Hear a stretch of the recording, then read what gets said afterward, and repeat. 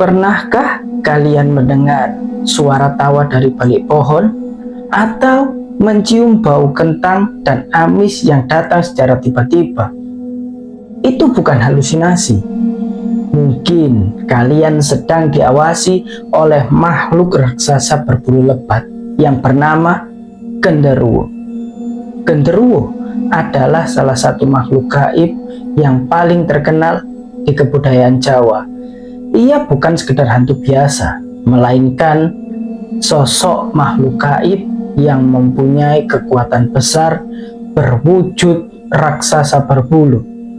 Dia sering menempati tempat-tempat wingit seperti pohon beringin tua, rumah yang sudah lama kosong, atau goa-goa yang tersembunyi. Dan nama genderuwo sendiri diyakini berasal dari kata gandaruwo, sebuah istilah kuno yang diyakini menggambarkan sosok roh jahat atau makhluk berukuran besar. Secara fisik, genderuwo digambarkan seperti manusia berbulu tebal berwarna hitam pekat. Tubuhnya besar dan kekar.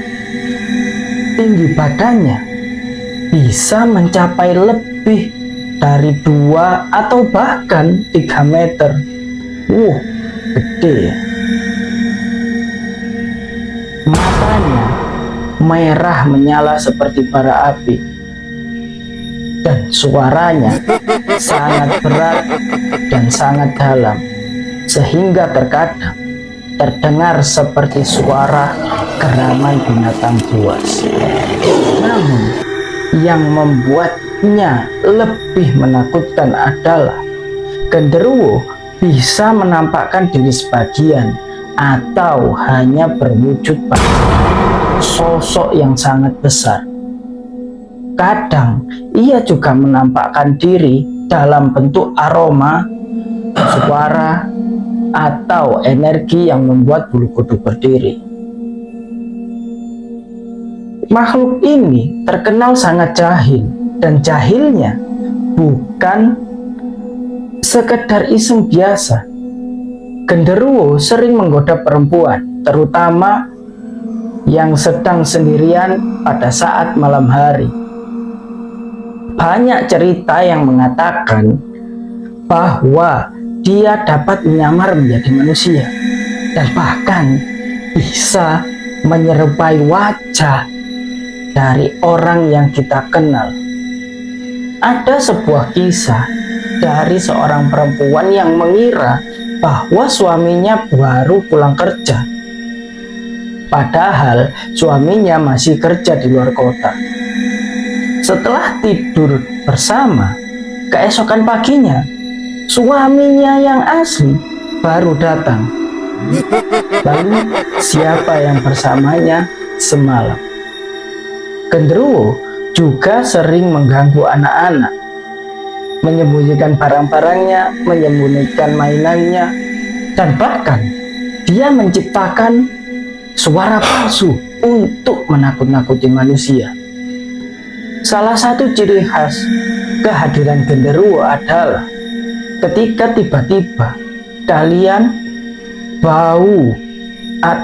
mencium bau kentang atau ubi-ubian, dan ada angin yang tiba-tiba lewat, serta suara-suara tawa menggema yang terdengar seperti dari arah kejauhan.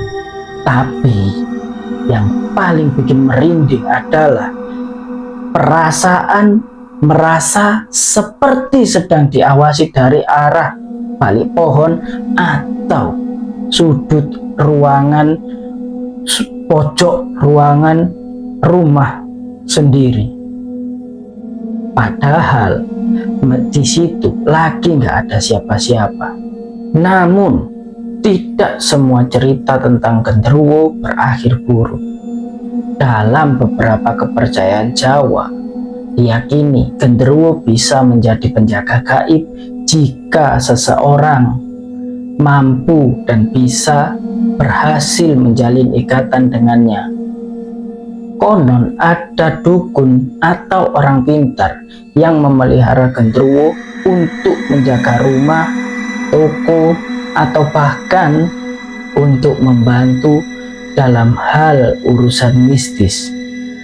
Tapi ingat, tentu saja semua itu tidak gratis. Ada yang bilang syaratnya adalah darah, tumbal, atau bahkan janji yang tidak boleh dilanggar seumur hidupnya.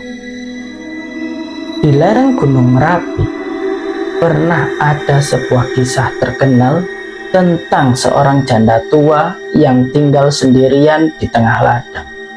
Setiap malam dia selalu merasa ada yang menemaninya.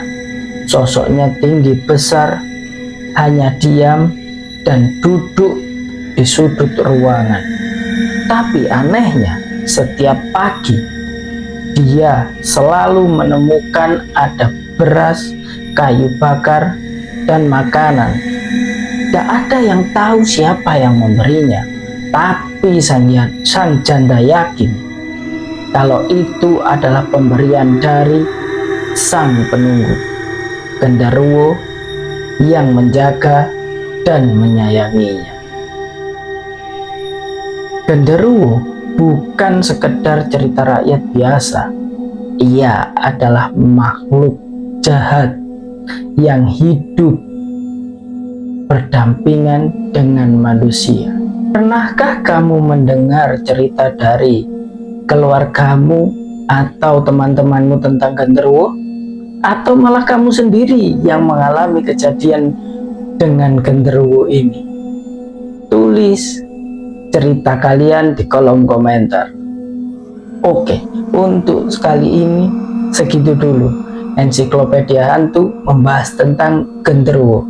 Jangan lupa like dan subscribe agar kalian gak ketinggalan cerita-cerita horor menarik lainnya. Sekian, wassalamualaikum warahmatullahi wabarakatuh.